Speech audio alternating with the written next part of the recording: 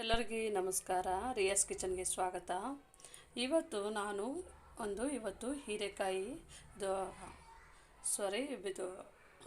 ಹಾಗಲಕಾಯಿ ಮಾಡ್ತಾಯಿದ್ದೀನಿ ರೀ. ಇದು ಸ್ಟಫ್ ಮಾಡಿ ಹಾಗಲಕಾಯಿ ಮಾಡೋದು. ಇದು ತುಂಬ ಚೆನ್ನಾಗಿರುತ್ತೆ. ಯಾರು ಹಾಗಲಕಾಯಿ ತಿನ್ನೋದಿಲ್ಲ ಅವರು ತಿಂತಾರೆ. ನಾನು ಇದನ್ನು 1 ಗಂಟೆಗಳ ಕಾಲ ಈ ಥರ ಮೇಲಿನ ಸಿಪ್ಪೆ ತೆಕ್ಕೊಂಡು ಈ ಥರ ನಾನು ಒಳಗಡೆ ಎಲ್ಲ ಕಹಿ ಅಂಶ ಇರೋದು ತೆಗೆದಿದ್ದೀನಿ. ನೋಡಬೇಕು, ನಾವು ಸ್ಟಫ್ ಮಾಡ್ಕೋಬೇಕಲ್ರಿ. ಈ ಥರ ನಾನು ನೋಡ್ಬೋದು. ನೀವು ಈ ಥರ ನಾವು ಸ್ಟಫಿಂಗ್ ಹಾಕ್ಕೊಳ್ಳೋಕ್ಕಂಥೇಳಿ ನಾನು ಈ ಥರ ಬಿಡಿಸ್ಬಿಟ್ಟು ಹೀಗೆ ಹಾಕ್ಕೊಂಡಿದ್ದೀನಿ. ಇದು ನೀವು ಉಪ್ಪು ನೀರಿನಲ್ಲಿ 1 ಗಂಟೆಗಳ ಕಾಲ ನೆನೆಸ್ಕೊಂಡಿದ್ದೀನಿ. ಈಗ ನಮಗೆ ಮಾಡಲು ಬೇಕಾಗುವಂಥ ಸಾಮಗ್ರಿಗಳು, ಇಲ್ಲಿ ಒಂಚೂರು ಈರುಳ್ಳಿಯನ್ನು ಇಟ್ಕೊಂಡಿದ್ದೀನಿ, ಸ್ವಲ್ಪ ಶುಂಠಿ ಬೆಳ್ಳುಳ್ಳಿ ಪೇಸ್ಟು, ಸ್ವಲ್ಪ ಧನಿಯಾದ ಪುಡಿ ಮತ್ತು ಕೊತ್ತಂಬರಿ ಸೊಪ್ಪು, ಸ್ವಲ್ಪ ಗೋಡಂಬಿ, ಸ್ವಲ್ಪ ಬಾದಾಮು ಮತ್ತು ಗೋಡಂಬಿ ಇಟ್ಕೊಂಡಿದ್ದೀನಿ. ಬಿಳಿ ಎಳ್ಳನ್ನು ಇಟ್ಕೊಂಡಿದ್ದೀನಿ. ಇಲ್ಲಿ ನೋಡ್ಬೋದು ನೀವು. ಸ್ವಲ್ಪ ಹುಣಸೆ ರಸ ಇಟ್ಕೊಂಡಿದ್ದೀನಿ. ಹಸಿಮೆಣಸಿನ್ಕಾಯಿ ಇಟ್ಕೊಂಡಿದ್ದೀನಿ. ಸ್ವಲ್ಪ ಮೆಂತ್ಯ, ಸ್ವಲ್ಪ ಗರಂ ಮಸಾಲ, ಸ್ವಲ್ಪ ಇದು ಓಂ ಕಾಳಿದೆ, ಸ್ವಲ್ಪ ಇದು ಅಚ್ಚ ಖಾರದ ಪುಡಿ, ರುಚಿಗೆ ತಕ್ಕಷ್ಟು ಉಪ್ಪು. ಇವೆಲ್ಲ ನಮಗೆ ಬೇಕಾಗುವಂತಹ ಸಾಮಗ್ರಿಗಳು. ನಾನಿವಾಗ ಮಾಡಲಿಕ್ಕೆ ಶುರು ಮಾಡ್ತೀನಿ. ನೋಡ್ಬೋದು, ನಾನು ಬಾಣಲೆಯನ್ನು ಬಿಸಿ ಮಾಡೋಕೆ ಇಟ್ಕೊಂಡಿದ್ದೀನಿ ರೀ. ಸ್ಟವನ್ನು ಹಚ್ಚಿ ಈಗ ಒಂಚೂರು ಬಾಣಲೆ ನಮ್ಮದು ಬಿಸಿ ಆಗಿದೆ. ಇವಾಗ ನಾನು ಇದಕ್ಕೆ ಸ್ವಲ್ಪ ಸ್ಲೋ ಫ್ಲೇಮ್ನಲ್ಲೇ ಇಟ್ಟು ನಾವಿವಾಗ ಇದಕ್ಕೆ ಗೋಡಂಬಿ ಹಾಕ್ಕೊಂಡು ನಾವು ಚೆನ್ನಾಗಿ ಫ್ರೈ ಮಾಡ್ಕೋಬೇಕು. ಇದು ನಾವು ಗೋಡಂಬಿ ಮತ್ತು ಬಾದಾಮಿ ಹಾಕ್ಕೊಂಡಿದ್ದೀವಲ್ರಿ, ಇದನ್ನು ಚೆನ್ನಾಗಿ ಸ್ವಲ್ಪ ಎಣ್ಣೆ ಹಾಕ್ಲಾರ್ದೇ ನಾವು ಚೆನ್ನಾಗಿ ಹುರ್ಕೋಬೇಕು.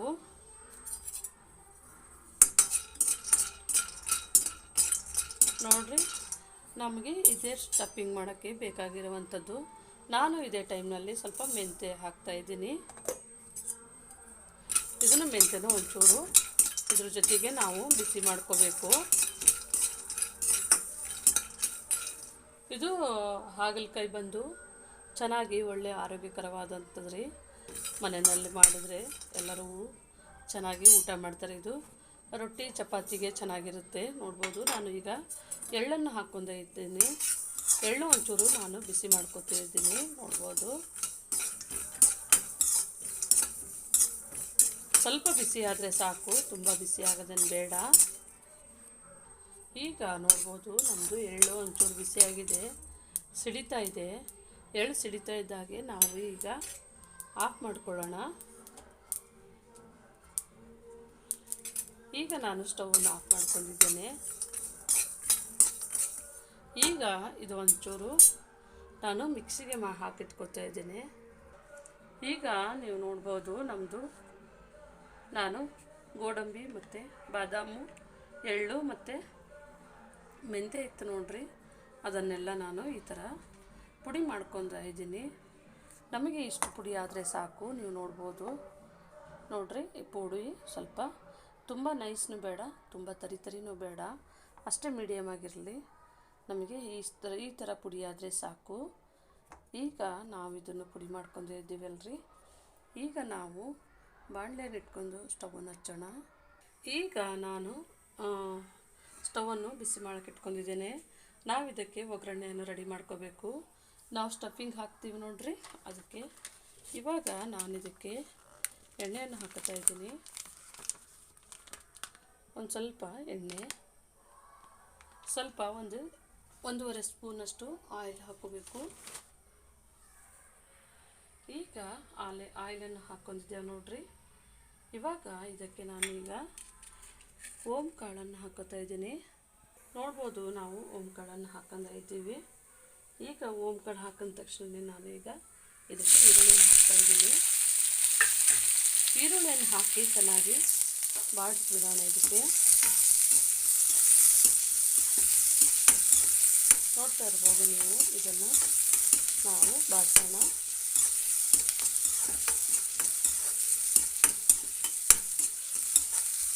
ನೋಡಿರಿ, ಚೆನ್ನಾಗಿ ಬಾಡಿಸ್ಬೇಕಾಗುತ್ತೆ. ಯಾಕಂದರೆ ನಾವು ಈ ಸ್ಟಫಿಂಗ್ನಲ್ಲೇ ನಾವು ಈ ಪುಡಿಯನ್ನು ಹಾಕ್ಕೊಂಡು ನಾವು ಹಾಗಲಕಾಯಿ ಒಳಗೆ ಹಾಕಬೇಕಾಗುತ್ತೆ ಸ್ಟಫಿಂಗು.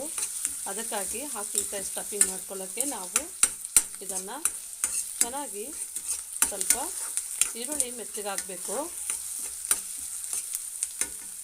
ಈ ಟೈಮ್ನಲ್ಲಿ ಒಂಚೂರು ನಾನು ಅರಿಶಿನ ಹಾಕೋತಾ ಇದ್ದೀನಿ, ನೋಡ್ಬೋದು ನೀವು. ಒಂಚೂರು ಅರಿಶಿನ, ಒಂಚೂರು ಉಪ್ಪು ಹಾಕೋತಾ ಇದ್ದೀನಿ, ನೋಡ್ಬೋದು. ಅಂದರೆ ನಮಗೆ ಈಗ ಮಸಾಲ ಹಾಕ್ತೀವಿ ನೋಡ್ರಿ, ಅದು ಮಸಾಲ ಹಿಡಿಬೇಕು. ಹಾಗಾಗಿ ನಾನು ಇದಕ್ಕೆ ಈಗ ಉಪ್ಪನ್ನು ಹಾಕ್ಕೊತಾ ಇದ್ದೀನಿ. ಈಗ ಇದನ್ನು ಒಂಚೂರು ನಾವು ಉಪ್ಪು ಮತ್ತು ಅರಿಶಿನ ಹಾಕಿದೆ ನೋಡ್ರಿ, ಒಂದು ಸ್ವಲ್ಪನೇ ಬಾಡಿಸೋಣ. ಇದು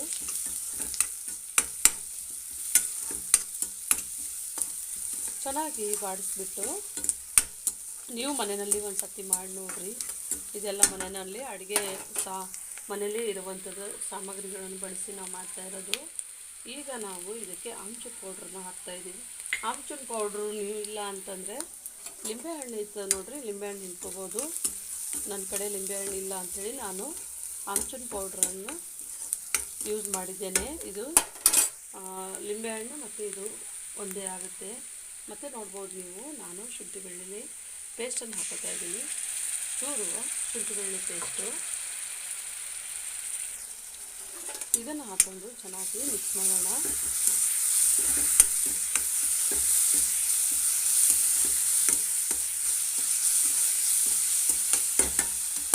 ಇವಾಗ ಇದಕ್ಕೆ ನಾವು ಇಟ್ಕೊಂಡಿದ್ದೇವೆ ನೋಡ್ರಿ, ಗರಂ ಮಸಾಲ ಮತ್ತು ಸ್ವಲ್ಪ ಅಚ್ಚ ಖಾರದ ಪುಡಿಯನ್ನು ಹಾಕೋತಾ ಇದ್ದೀವಿ. ಅಚ್ಚ ಖಾರದ ಪುಡಿ ಒಂದು ಸ್ವಲ್ಪ, ಮತ್ತು ಸ್ವಲ್ಪ ಗರಂ ಮಸಾಲ, ಒಂದು ಸ್ವಲ್ಪನೇ ಧನಿಯಾ ಪುಡಿ ಹಾಕೋಣ. ಚೂರು ಒಂದು 1/4 ಸ್ಪೂನಷ್ಟು ಧನಿಯಾ ಪುಡಿ. ನೋಡ್ಬೋದು ಈಗ ನಾನು ಇದನ್ನು ಚೆನ್ನಾಗಿ ಮಿಕ್ಸ್ ಮಾಡ್ಕೊಂಡಿದ್ದೇನೆ. ನಾವು ಈ ಟೈಮ್ನಲ್ಲಿ ಒಂದು ಸ್ವಲ್ಪನೇ ಒಂದು ಅರ್ಧ ಟೀ ಸ್ಪೂನಷ್ಟು ಮೆಣಸಿನ್ಕಾಯಿ ಪೇಸ್ಟನ್ನು ಹಾಕ್ತಾ ಇದ್ದೇವೆ. ಇದು ಒಳ್ಳೆ ಟೇಸ್ಟ್ ಕೊಡುತ್ತೆ ಮಸಾಲ ಜೊತೆಗೆ. ಅದಕ್ಕೆ ನಮ್ಮದು ಖಾರದ ಪುಡಿ ತುಂಬ ಖಾರ ಇಲ್ಲ, ಇದು ಟೇಸ್ಟ್ನು ಕೊಡುತ್ತೆ ಅಂಥೇಳಿ ನಾನು ಅದಕ್ಕಾಗಿ ಮೆಣಸಿನ್ಕಾಯಿ ಪೇಸ್ಟನ್ನು ಹಾಕ್ಕೊತಾ ಇದ್ದೀನಿ ರೀ. ನೋಡಿರಿ, ಇವಾಗ ನಮ್ಮದು ಒಗ್ಗರಣೆ ರೆಡಿ ಆಗಿದೆ. ಇವಾಗ ನಾವು ಮಾಡಿಟ್ಕೊಂಡಿದ್ದೆ ನೋಡಿರಿ, ಅದು ಪುಡಿಯನ್ನು ಹಾಕೋತಾ ಇದ್ದೀನಿ. ಚೆನ್ನಾಗಿ ಕಲಿಸ್ಬೇಕು, ತಳದು ಹಿಡಿಬಾರ್ದು. ಇದು ನೀವು ಮಸಾಲಾನ ಹುರಿಬೇಕಾದ್ರೇ ನಿಮಗೆ ಒಳ್ಳೆ ಘಮ ಘಮ ಪರಿಮಳ ಬರುತ್ತೆ. ಈಗ ನನಗೆ ಅಷ್ಟೇ ಚೆನ್ನಾಗಿ ಪರಿಮಳ. ಆದರೆ ನಾವು ಇದು ಸ್ಟಫಿಂಗ್ ಮಾಡಿ ತಿಂದಾಗಂತೂ ನಮಗೆ ತುಂಬ ಇದು ಟೇಸ್ಟಾಗಿರುತ್ತೆ. ಮತ್ತು ಯಾರು ಹಾಗಲಕಾಯಿ ತಿನ್ನಲ್ವೋ ಅಂಥವ್ರು ಊಟ ಮಾಡ್ಬೋದು ಅಂತ ಒಂದು ಅದ್ಭುತವಾದಂಥ ರುಚಿ ಇದರೊಳಗಿರುತ್ತದೆ. ನೀವು ವಿಡಿಯೋನ ಸ್ಕಿಪ್ ಮಾಡದೆ ಕೊನೆಯವರೆಗೂ ನೋಡಬೇಕು, ಅಂದರೆ ನಿಮಗೆ ನಾವು ಏನು ಹಾಕಿದ್ದೇವೆ ಅಂತ ಅನ್ನೋದು ಗೊತ್ತಾಗುತ್ತೆ. ಕೊನೆಯವರೆಗೆ ತನಕ ನೀವು ವಿಡಿಯೋ ನೋಡಿದ್ರೆ. ನಾನು ಈಗ ಇನ್ನೊಂದು ಚೂರು ಇಟ್ಕೊಂಡಿದ್ದೆ ನೋಡ್ರಿ, ಅದನ್ನು ಹಾಕ್ತಾಯಿದ್ದೀನಿ. ಇದೇ ಸ್ಟಫಿಂಗ್ ಹಾಕಿಬಿಟ್ಟು ಚೆನ್ನಾಗಿ ಮಿಕ್ಸ್ ಮಾಡಬೇಕು. ಯಾಕಂದರೆ ನಮ್ಮ ಮನೆಯಲ್ಲಿ ನೋಡ್ರಿ ಗೋಡಂಬಿ, ದ್ರಾಕ್ಷಿ ಮತ್ತು ಬಾದಾಮು ಇವೆಲ್ಲ ಮಾಮೂಲಿ ಇರ್ತದೆ. ನಾವು ಕೆಲವೊಂದು ಸರ್ತಿ ತಿಲ್ಲಕ್ಕಷ್ಟೇ ಯೂಸ್ ಮಾಡ್ತೀವಿ. ಈ ಥರ ನಾವು ಅಡುಗೆಗೂ ಯೂಸ್ ಮಾಡಿದಾಗೆ ನಮಗೆ ಒಳ್ಳೆಯ ಒಂದು ಆರೋಗ್ಯ ಇರುತ್ತೆ. ಈಗ ನೀವು ನೋಡ್ಬೋದು, ನಾನು ಇದನ್ನು ಚೆನ್ನಾಗಿ ಕಲಸಿದ್ದೇನೆ. ಈಗ ನಾವು ಸ್ವಲ್ಪ ಹುಣಸೆಹಣ್ಣು ಇಟ್ಕೊಂಡಿದ್ದೆ ನೋಡಿರಿ, ಈ ಹುಣಸೆ ಹಣ್ಣಿನ ರಸವನ್ನು ಹಾಕ್ತಾಯಿದ್ದೀನಿ. ನೋಡ್ಕೊಂಡು ಹಾಕೋಬೇಕು, ಒಂದೇ ಸರ್ತಿ ಹಾಕೋಕ್ಕೆ ಹೋಗಬೇಡ್ರಿ. ಯಾಕಂತಂದರೆ ನಾವು ಅದ್ರೊಳಗೆ ಸ್ಟಫಿಂಗ್ ಮಾಡಬೇಕು ನೋಡಿರಿ, ಅದ್ರೊಳಗೆ ಸ್ಟಫಿಂಗ್ ಮಾಡಬೇಕಾದ್ರೆ ನಮಗೆ ಒಂಚೂರು ಗಟ್ಟಿನೇ ಇರಬೇಕಾಗುತ್ತೆ. ಹಾಗಾಗಿ ನಾನು ಇದನ್ನು ಚೂರು ಚೂರು ನೋಡ್ಕೊಂಡ್ಬಿಟ್ಟು ಹಾಕ್ತೀನಿ. ನಾವು ಇಷ್ಟೊಂದಷ್ಟು ಫುಲ್ ಹಾಕಬೇಕಂತಿಲ್ಲ, ಈ ಥರನೇ ನಮಗೆ ಸ್ಟಫಿಂಗ್ ಮಾಡೋಕ್ಕೆ ಬೇಕಾಗ್ಬೋದು. ನಾನು ಈ ಟೈಮ್ನಲ್ಲಿ ಇದಕ್ಕೆ ಒಂಚೂರು ಕೊತ್ತಂಬರಿ ಸೊಪ್ಪನ್ನು ಹಾಕ್ತಾಯಿದ್ದೀನಿ. ಇದು ಮಾತ್ರ ತುಂಬ ಟೇಸ್ಟಾಗಿರುತ್ತೆ. ನೀವು ಒಂದು ಸರ್ತಿ ಮಾಡಿ ನೋಡಿ, ನಿಮಗೆ ಅದು ವ್ಯತ್ಯಾಸ ಗೊತ್ತಾಗುತ್ತೆ. ನಮಗೆ ಇದು ಈ ಥರನೇ ಸ್ಟಫಿಂಗ್ ಬೇಕಾಗುತ್ತೆ. ನೋಡ್ಬೋದು ನೀವು, ಇದೇ ಸ್ಟಫಿಂಗ್ಲಿಂದ ನಾವು ಹಾಗಲಕಾಯಿಗೆ ಸ್ಟಫಿಂಗ್ ಹಾಕೋದು.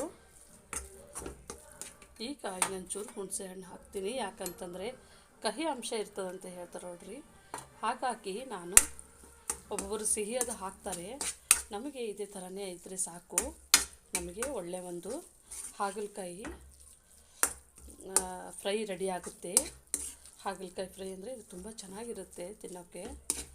ಈಗ ಇದು ನಮಗೆ ಸ್ಟಫಿಂಗು ರೆಡಿ ಆಗಿದೆ. ನಾನು ಸ್ಟವನ್ನು ಆಫ್ ಮಾಡ್ತಾಯಿದ್ದೀನಿ.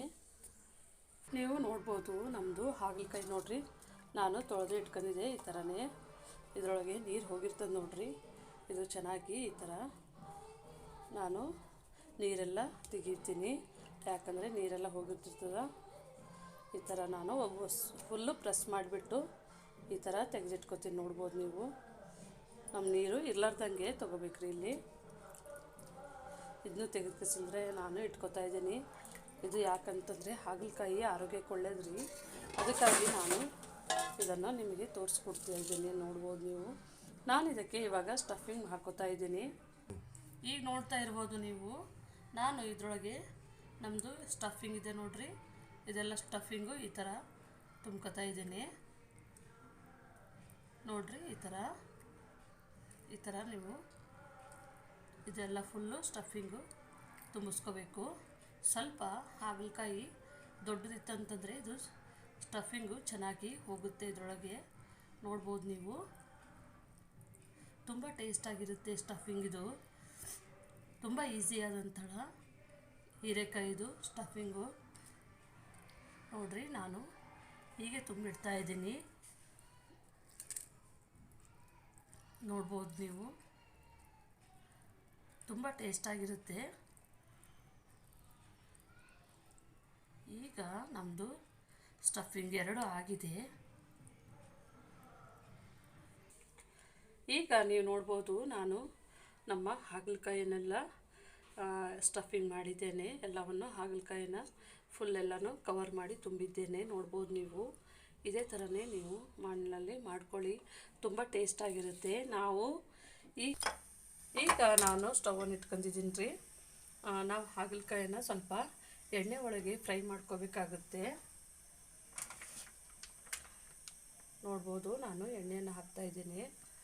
ಸ್ವಲ್ಪ ಎಣ್ಣೆ ಒಳಗೆ ನಾವು ಇದನ್ನು ಫ್ರೈ ಮಾಡ್ಕೋಬೇಕು. ನಾವು ಸ್ಟಫಿಂಗ್ ಮಾಡಿ ಇಟ್ಕೊಂಡಿದ್ದೆ ನೋಡಿರಿ. ಇದು ಒಂದು ಸ್ವಲ್ಪ ಎಣ್ಣೆ ಬಿಸಿ ಆಗಬೇಕು. ಸ್ವಲ್ಪ ನಾವು ಈಗ ಮೀಡಿಯಮ್ ಫ್ಲೇಮ್ನಲ್ಲೇ ಇಟ್ಕೊಂಡು ಬಿಸಿ ಮಾಡ್ತಾ ಇದ್ದೀವಿ. ಈಗ ನಾವು ಹಾಗಲಕಾಯಿ ಒಂದೊಂದೇ ಇಡ್ತಾಯಿದ್ದೀನಿ, ಇನ್ನೂ ಎಣ್ಣೆ ಕಾಯ್ದಿಲ್ಲ. ಇದು ಚೆನ್ನಾಗಿ ಫ್ರೈ ಆಗಬೇಕು ನಮಗೆ. ಇದು ಲೇಟ್ ಆಗೋದಿಲ್ಲ. ನೋಡ್ಬೋದು ನಮ್ಮದು ಹಾಗಲಕಾಯಿಯನ್ನು ನಾವು ಫ್ರೈ ಮಾಡ್ತಾ ಇದ್ದೇವೆ.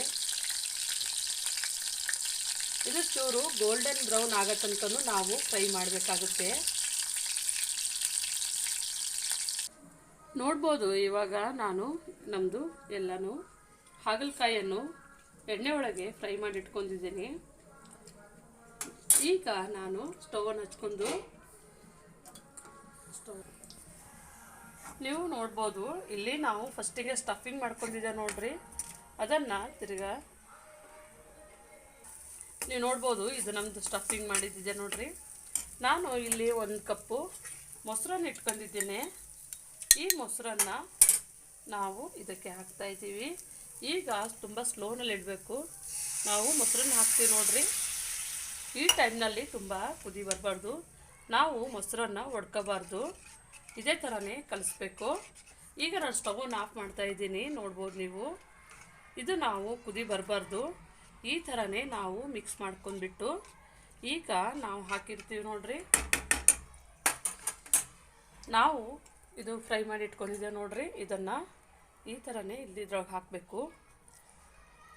ಹಾಕಿಬಿಟ್ಟು ಸ್ವಲ್ಪನೇ ಸ್ಲೋನಲ್ಲಿ ಇಟ್ಟು ಬಿಸಿ ಮಾಡಬೇಕು. ಇದು ಇವಾಗಲೇ ನಾನು ಫ್ರೈ ಮಾಡಿದ್ದು ನೋಡ್ರಿ, ಬಿಸಿಯಾಗಿದೆ. ಈಗ ನಾವು ಈ ಸ್ಟಫಿಂಗ್ನಲ್ಲಿ ಈಗ ಸ್ಟವನ್ನು ಹಚ್ಕೋತಾ ಇದ್ದೀನಿ. ಇದು ತುಂಬ ಸ್ಲೋನಲ್ಲಿಟ್ಟು ಫ್ರೈ ಮಾಡ್ಕೋಬೇಕು. ಫ್ರೈ ಮಾಡ್ಕೊಂಡು ಈ ಸ್ಟಫಿಂಗ್ನಲ್ಲಿ ಇದನ್ನು ಮುಳುಗಿಸ್ಬೇಕು. ತುಂಬ ಚೆನ್ನಾಗಾಗುತ್ತೆ ಹಾಗಲಕಾಯಿ ನಿಮಗೆ ಸ್ಟಫಿಂಗ್ದು. ಈ ಥರನೇ ನಾವು ಎಲ್ಲನೂ ಇದರಲ್ಲೇ ಒಂಚೂರು ಈ ಥರ ನಾವು ಬಿಡಬೇಕಾಗುತ್ತೆ. ಇದು ನಾವು ನಮ್ಮದು ಮೊಸರನ್ನು ಒಡ್ಕಲಾರ್ದಂಗೆ ನಾವು ಸ್ಲೋನಲ್ಲಿಟ್ಟು 1 ನಿಮಿಷಗಳ ಕಾಲ ಇದನ್ನು ಈ ಥರನೇ ನಾವು ಚೆನ್ನಾಗಿ ಮಿಕ್ಸ್ ಮಾಡಬೇಕು. ನಿಮಿಷ ಆಗಿದೆ, ನಾನು ಸ್ಟವನ್ನು ಆಫ್ ಮಾಡ್ತಾ ಇದ್ದೀನಿ. ಇದೇನು ಒಂದು ಕುದಿನೂ ಬಂದರೆ ಸಾಕು. ಯಾಕಂದರೆ ನಾವು ಎಣ್ಣೆಯಲ್ಲಿ ಹಾಗಲಕಾಯಿ ಚೆನ್ನಾಗಿ ಫ್ರೈ ಮಾಡಿರ್ತೀವಿ ನೋಡ್ರಿ, ಹಾಗಾಗಿ ನಮಗೆ ತುಂಬ ಬೇಯಿಸ್ಕೊಳ್ಳೋದು ಬೇಕಾಗೋದಿಲ್ಲ. ನಮಗೆ ಇಷ್ಟೊಂದು ಇದು ಇದ್ದರೆ ಸಾಕು. ಈಗ ನಮ್ಮದು ನೀವು ಬೇಕಿದ್ರೆ ಇನ್ನೊಂದು ಸ್ವಲ್ಪ ಕುದಿಸ್ಬಿಟ್ಟು ಇದು ಚೆನ್ನಾಗಿ ಒಳ್ಳೆ ಟೇಸ್ಟ್ ಬರುತ್ತೆ. ಇನ್ನೊಂದು ಸ್ವಲ್ಪ ಅದನ್ನು ಕುದಿಸ್ಬೋದು ಚೆನ್ನಾಗಿ. ಈಗ ನಾನು ಇನ್ನೊಂಚೂರು ಉಪ್ಪನ್ನು ಹಾಕ್ತಾಯಿದ್ದೀನಿ. ನೋಡ್ಬೋದು ನೀವು, ಉಪ್ಪು ಒಂಚೂರು ಕಡಿಮೆ ಆಗಿದೆ. ಉಪ್ಪು ಒಂಚೂರು ನೋಡ್ಕೊಂಡು ಹಾಕಬೇಕು, ಯಾಕಂತಂದರೆ ಒಂದೇ ಸರ್ತಿ ಉಪ್ಪು ಹಾಕಿದ್ರೆ. ನಾನು ಮೊಸರಿಗೆ ಉಪ್ಪನ್ನು ಹಾಕಿಲ್ಲ. ಸ್ವಲ್ಪ ನಿಮಗೆ ಹುಳಿ ಮೊಸರಾದ್ರೂ ಆಗುತ್ತೆ, ಮತ್ತು ಫ್ರೆಶ್ ಮೊಸರಾದರೂ ಇನ್ನೂ ಚೆನ್ನಾಗಾಗುತ್ತೆ. ನೋಡ್ಬೋದು ನಮ್ಮದು ಸ್ಟಫಿಂಗ್ ಏನು ಹೊರಗಡೆ ಬಂದಿಲ್ಲ. ಎಲ್ಲನೂ ನಾವು ಹೇಗೆ ಸ್ಟಫಿಂಗ್ ಮಾಡಿದೆ ನೋಡ್ರಿ, ಅದೇ ಥರನೇ ಇದೆ. ನೀವು ಮನೆಯಲ್ಲಿ ಇದೇ ಥರನೇ ಮಾಡ್ಕೊಳ್ಳಿ, ತುಂಬ ಚೆನ್ನಾಗಿರುತ್ತೆ, ಟೇಸ್ಟಾಗಿರುತ್ತೆ. ಈಗ ನೋಡ್ಬೋದು ನಮ್ಮದು ಹೀರೆಕಾಯಿ ಇದು ಹಾಗಲಕಾಯಿ ರೆಡಿ ಆಗಿದೆ. ಸ್ಟಫಿಂಗ್ ಮಾಡಿದ್ದು ಹಾಗಲಕಾಯಿ ತುಂಬ ರುಚಿಯಾಗಿರುತ್ತೆ. ನೀವು ಮನೆಯಲ್ಲಿ ಇದೇ ಥರ ಮಾಡ್ಕೊಳ್ಳಿ. ಇದು ಚಪಾತಿಗೆ ಮತ್ತು ರೊಟ್ಟಿಗೆ ಮತ್ತು ರೈಸ್ಗೆ ಎಲ್ಲದಕ್ಕೂ ಬರುತ್ತೆ. ಚೆನ್ನಾಗಿ ಒಳ್ಳೆ ಟೇಸ್ಟ್ ಇರುತ್ತೆ. ನಮ್ಮ ವಿಡಿಯೋನ ನೋಡಿದ್ದಕ್ಕಾಗಿ ಧನ್ಯವಾದಗಳು.